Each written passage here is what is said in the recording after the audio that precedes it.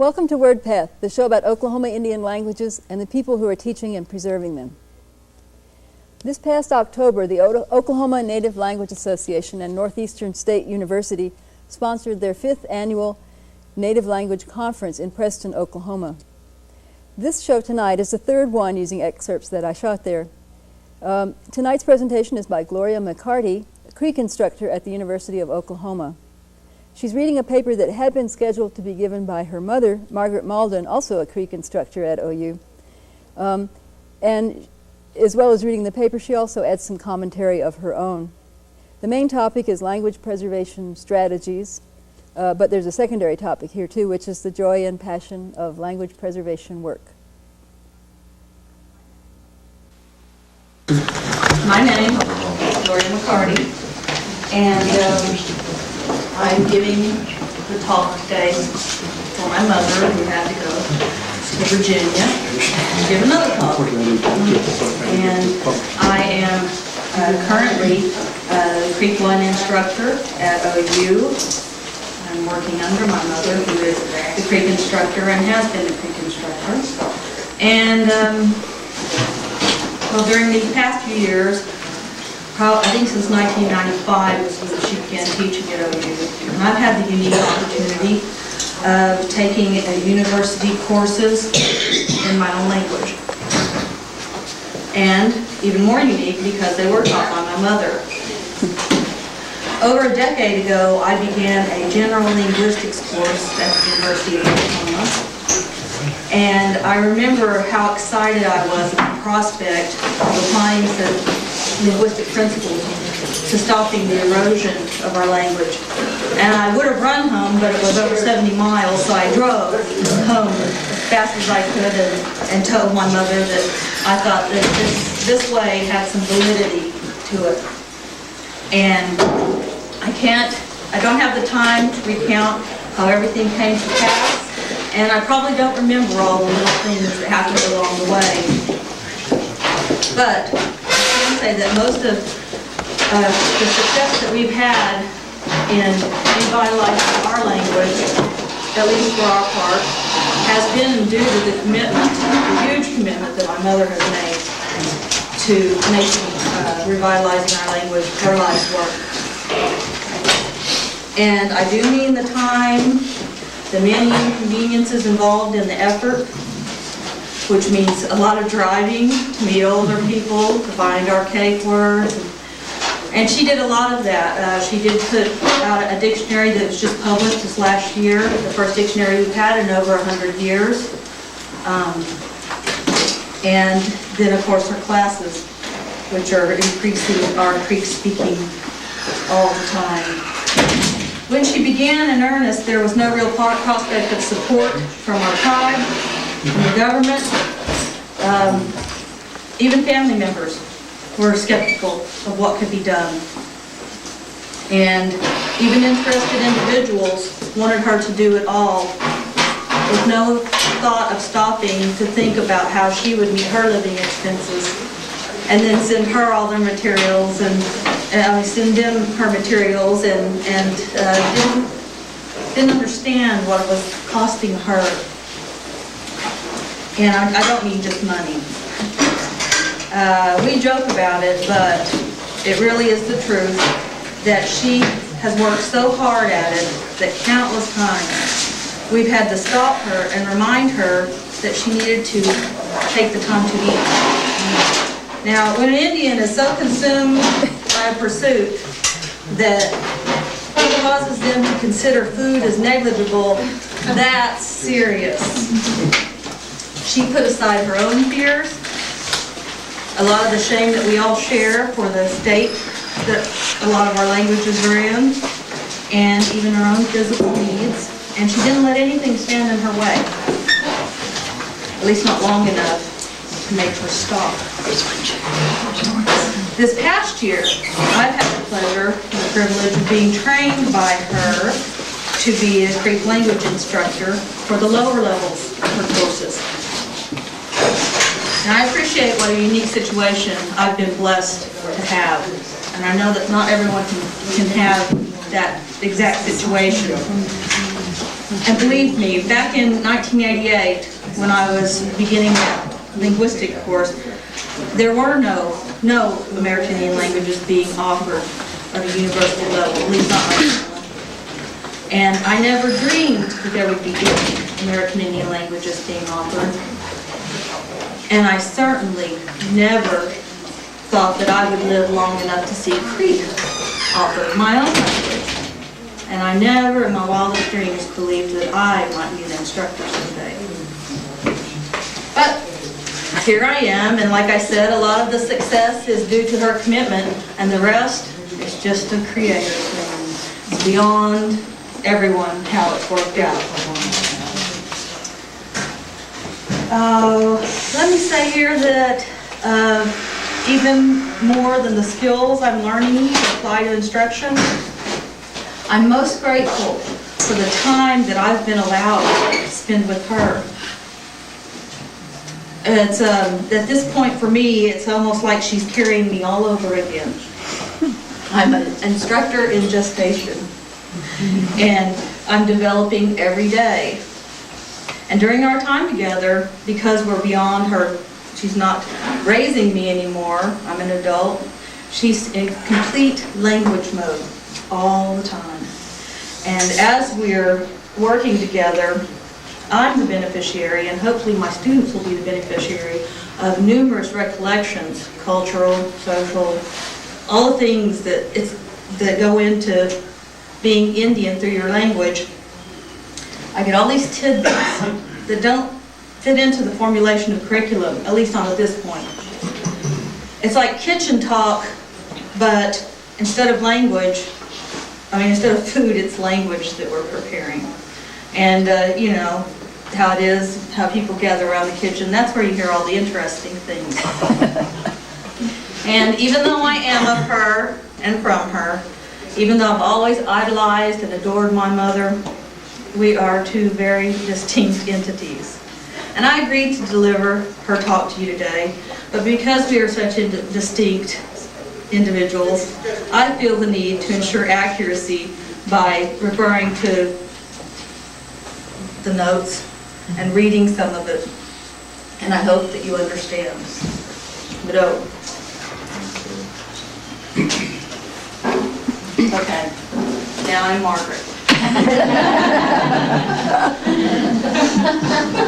All over the world, when issues and concerns of certain groups of people are discussed, numbers are used to make points about positive and negative sides. And there's no doubt that this is a very effective game. When American Indian languages are discussed using numbers, it is very frightening. Usually, these numbers do three things. They certainly frighten the people who speak the language, who do language work, and all others concerned. They overwhelm and diminish our hopes. They make a few of us run to language conferences, workshops, and institutes, desperately seeking the thing that sounds right for saving and reviving our language. We Indians have been caught up in the busy, busy world of TV and Walmart. We don't find the time to figure out what will work. So we go to conferences and workshops, hoping to hear and see some success that we can take home to teach and revive our language. Last June, I participated in the American Indian Language Development Institute at the University of Arizona. I made lots of new friends and had a great time. I also learned something that has always been before me. As I observed the hard work that we did every day, I began to see and learn the things I'm going to share with you today. There were the Navajo, the Hopi, the Apache, and others working hard to save and revive their language, just as I was doing. Individual tribalism was very important, but that was not important to me. I am a language teacher. My heart is committed to all Indian languages because we cannot afford to lose one more. The majority of the participants were my age. They had grandchildren and great-grandchildren. I began to wonder, where are our children, our grandchildren? They too should be here as we wipe each other's tears and lament. Our language is dying. Now, let's get back to this numbers game and take a deep look at it and consider some real answers. And while we're doing this, I'm going to pass out some handouts for you.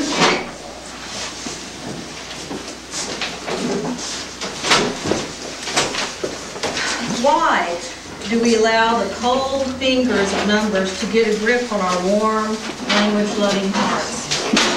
Ask yourself, why do numbers affect us, or me, negatively? What do these numbers actually mean to us, or to me? If these numbers are true, can we change them, or can I? If these numbers can be changed, how can we change them, or can I? Do we love the language enough to save it? We are talking serious commitment here. Can we, or I, use the numbers for positive effect? Who needs them? I suggest you use them to confront your tribal officials into action. We'd like you to look at this form, and you can see that on the left side is the Greek, and on the right side is the English, and this is a comparison. After looking at the English language column, consider these things, the things required to teach English, and let's address these with our own questions. Is all their teaching done by one teacher in every town, city, school, or community? Of course not. There are tens of thousands of English teachers across the country. Do they all use only one textbook? Of course not. There are millions of English textbooks being published every year. There's some rolling off the presses even as I'm speaking, and they'll continue to as long as the English language is being taught. Are there textbooks written by only one author? Of course not. Their author list is countless. It's only several hundred years old. So why are English speakers still studying and learning the language they speak every day? Do they use only one dictionary? Of course not. They have many, many dictionaries being published all the time. Now let's look at other things that affect our language efforts. Do they argue about how their grandma, their mom, or their dad said it? Do they argue to the point of splitting and scattering their schools over language issues? Do they ever say, I know English, I just can't speak it. I understand it, I just can't speak it. Do you ever hear them say, sure wish I learned English as a child? Do they ever say, someone might laugh at me if I try to speak English? Or can you imagine them saying, my grandma got her mouth washed out with soap, so she wouldn't let me speak my language? Of course not. English speakers speak the language in any way they please, just so they can communicate. Why can't we do that? We can. Just have to do it. Those who laugh will quit when they see how serious you are and when they realize how their beloved language is almost dead. We may not be able to do it exactly like English teachers or speakers do, but we can do an awful lot by altering everything to fit our needs. We need to take a thorough look at our needs and engage everyone to become a resource, whether they're fully fluent or can't speak the language at all yet. Everyone can do something. In time, they will be speaking to one another. Start somewhere, anywhere, and don't stop. Even in a small tribe, many teachers are needed. The old and the young can learn together. There are many things and ways to teach when language and culture is being taught. Students learn, teachers learn. Now, talking about methodologies, go back to the left column and look at our obvious needs. This list only shows the glaring needs. You'll discover more needs as you go along in your own efforts. As you look at this column, you can see that perhaps more than one teacher, one curriculum, one method, one class, one dictionary is needed. Language workshops bring about ideas on what method is good for teaching a language. This is always exciting because sometimes we come away thinking that we've found the thing that might be it. Here are some of the methods we've heard about. Immersion. This definitely works in some situations. Master Apprentice Program. This also works in some situations. Suggestopedia works in some situations. Written courses designed as one size fits all. Some teach without writing, and some teach through a theater type program. Somehow, we as individuals, we get very opinionated about which program we should embrace and the one to teach it. This makes our language resources so small, and the people, the right people, so very few. Fortunately, this can be changed by embracing all of the methodologies and all of the people that we have available to teach. And also designing and adding things that work for our language. We know it best. Develop, develop, develop. Be creative, have fun. Let's have conferences, workshops, and institutes where we all arrive with a car full of materials and information to share. Let's bring our successes to share. Let's help and encourage one another. Let's take home armloads of actual samples of materials instead of a head full of fuzzy information. And here's the best part. When Indians get together, there's an automatic bonding and a lot of laughing. Our Indian memories come flooding back, transcending all of our assimilated ways. Suddenly, you're back to where you have always lived, hidden away in your Indian heart. This is where we store our precious things.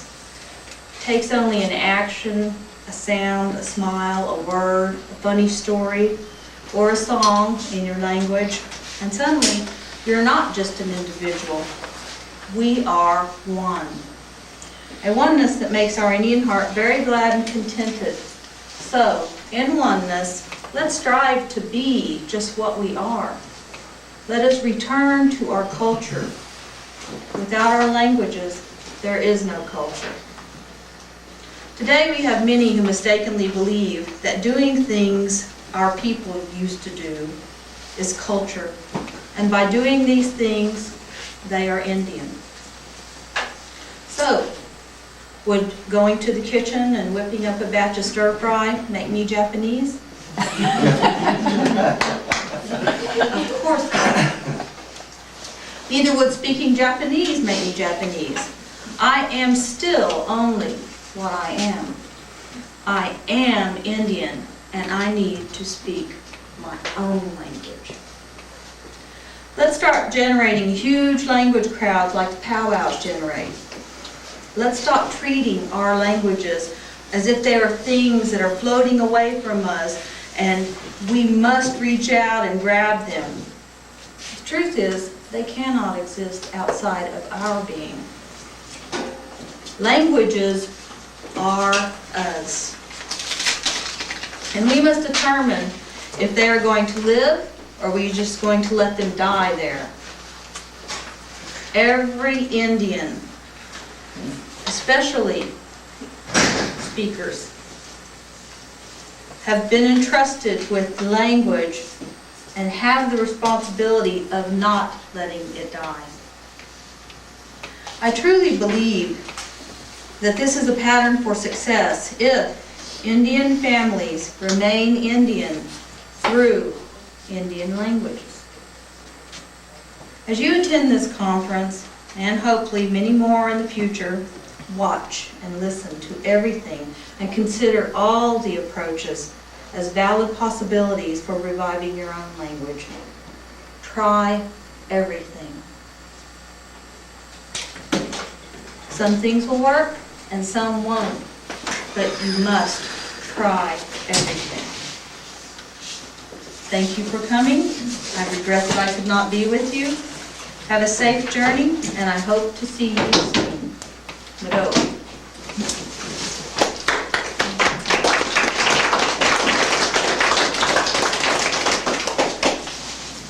Any questions? I will be happy to try to answer. In this case, I'll have to answer them as myself. Anyone have any questions? I guess you all noticed those people moving around in the background there. I just thought I'd mention that was Josephine Bigler and her kitchen crew preparing lunch for the day. One of the good things about these Preston conferences is that the food is wonderful. They go on over a period of 2 or 3 days, and all the meals are included. And I highly recommend it from the point of food and language every October. I wanted to say just a little commentary on some of the content of Margaret's paper, which is that, it's not very often that we hear people talk about some of these really tough issues about people hurting each other's efforts in their language programs or stepping on their own feet, hurting their own cause. These are difficult and sort of delicate issues, but I think it's really important to bring them up, and Margaret is a good brave person at doing this and mentioning these issues that really need to be addressed, because if we don't address them, we're not going to make the kind of progress that we could in language preservation. And finally, I just wanted to say that Margaret has, for so long, she's been a guest on the program before. For a long time, I've thought she speaks very eloquently about the importance of language work. And now, tonight, we see that her daughter Gloria is also very eloquent in speaking about Margaret's dedication to her work and about her own work. And both women are so very right.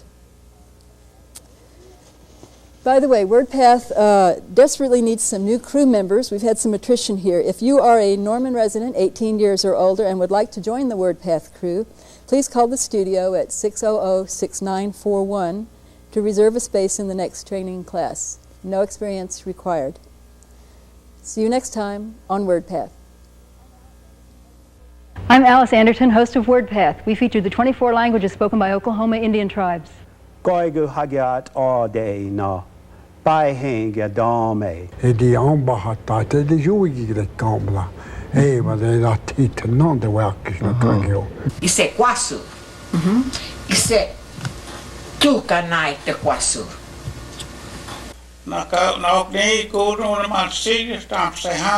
Join us for more Golden Oldies, Monday and Wednesday evenings. Na hene yo hene, na hene yo hene, ana magwana kita, wa pene manaone kita.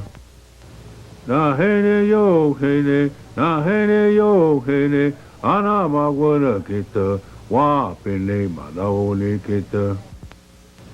Na hene yo hene, na hene yo hene, ana magwana kita, wa pene manaone kita. Na hene yo hene, na hene yo hene, ana magwana kita, wa pene manaone kita. Na hene yo hene, na hene yo hene, ana magwana kita, wa pene manaone kita. Na hene yo hene, na hene yo hene, ana magwana kita, wa pene manaone kita.